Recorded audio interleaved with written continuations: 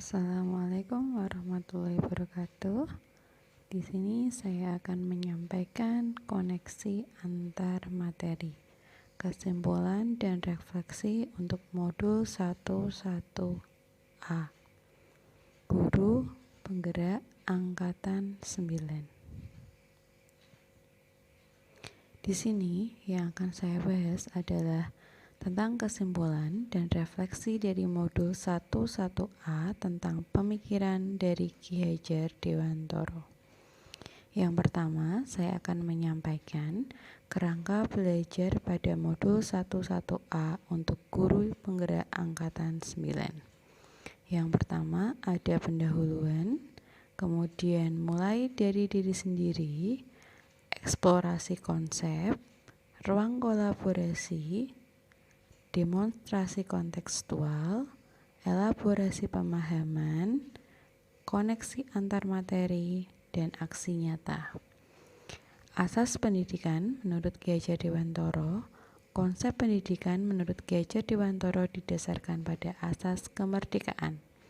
Manusia diberi kebebasan dari Tuhan Yang Maha Esa mengatur kehidupannya dengan tetap sejalan dengan aturan yang ada di masyarakat.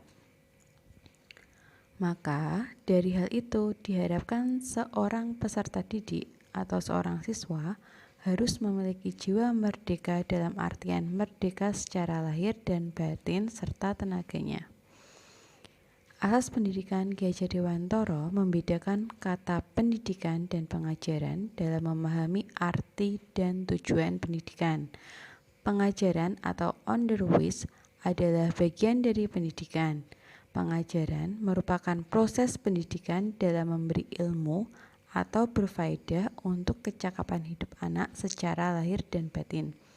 Sedangkan definisi pendidikan atau opvoeding memberi tuntunan terhadap segala kekuatan kodrat yang dimiliki anak agar ia mampu mencapai keselamatan dan kebahagiaan yang setingginya baik sebagai seorang manusia maupun sebagai anggota masyarakat.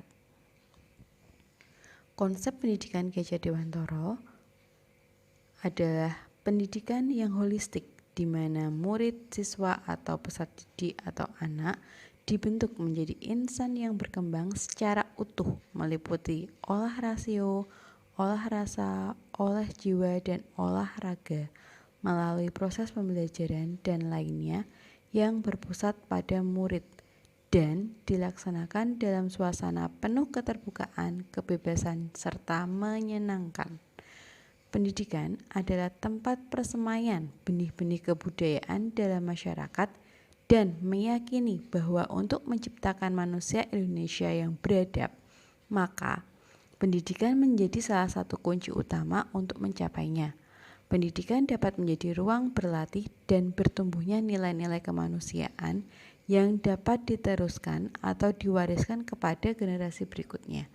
Oleh karena itu, untuk menghasilkan manusia yang berbudaya, maka pendidikan tidak boleh terserabut dari akar budaya kearifan lokal yang menjadi identitas kita sebagai warga bangsa. 3 semboyan dari Ki Hajar Dewantara. Yang pertama adalah ing ngarsa sung tulodo. Artinya, menjadi seorang pemimpin harus mampu memberikan suri tauladan. Yang kedua, ing madya mangun karso. Artinya, seorang yang ada di tengah kesibukannya harus juga mampu membangkitkan atau menggugah semangat. Yang ketiga, tutwuri handayani. Artinya, seseorang harus memberikan dorongan moral dan semangat kerja dari belakang.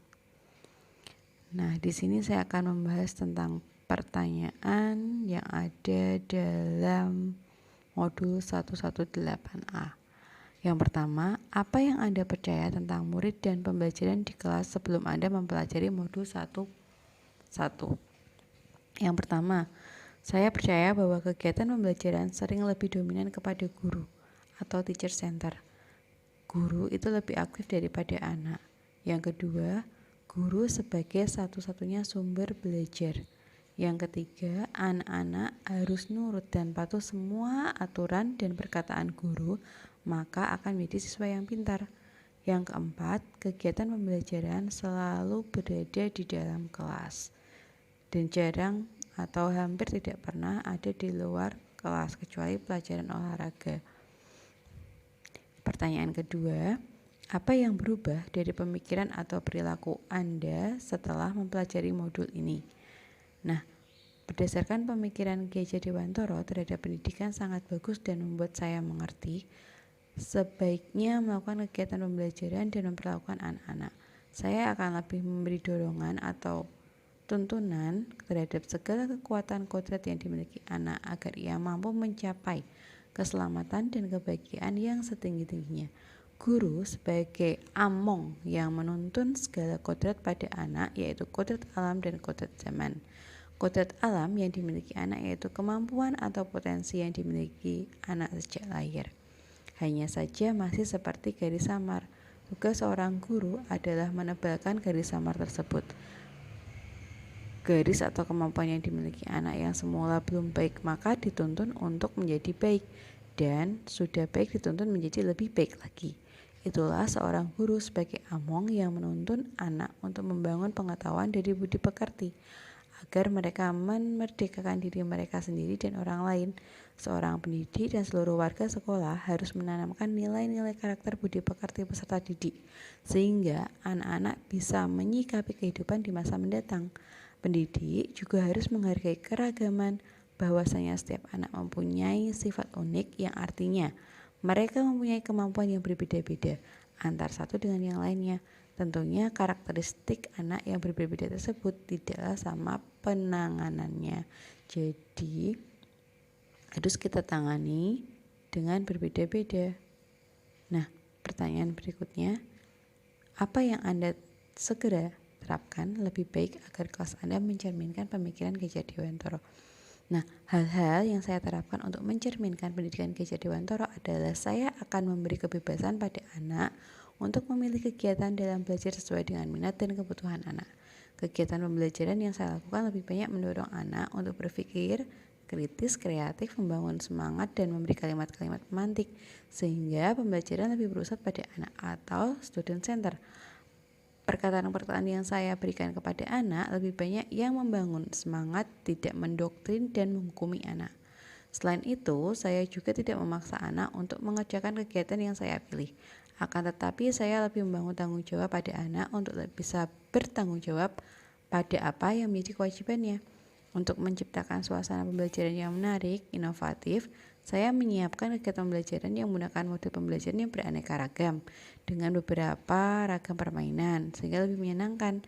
Selain itu, terkadang kami melakukan kegiatan pembelajaran di luar kelas agar tidak membosankan, atau kita gunakan lingkungan sekitar yang ada di sekolahan agar lebih kontekstual.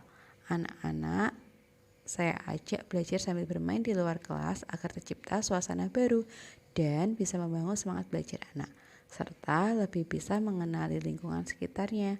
Karena pada dasarnya guru adalah penuntun, maka saya sebagai guru hanya menuntun dan tidak menuntut. Nah, pembelajaran yang berpihak pada anak akan yang saya lakukan bukan mengajarkan tapi menuntun anak dalam pelaksanaan proses pembelajaran. Bukan berfokus kepada mengajar materi, namun lebih berfokus kepada kebutuhan anak. Sumber belajar tidak hanya dari buku dan guru, tetapi berbagai sumber. Bisa berasal dari internet, dari lingkungan sekitar, dan lain-lain. Nah, di sini saya berikan beberapa contoh implementasi pembelajaran dari Kiai Dewantoro yang saya laksanakan.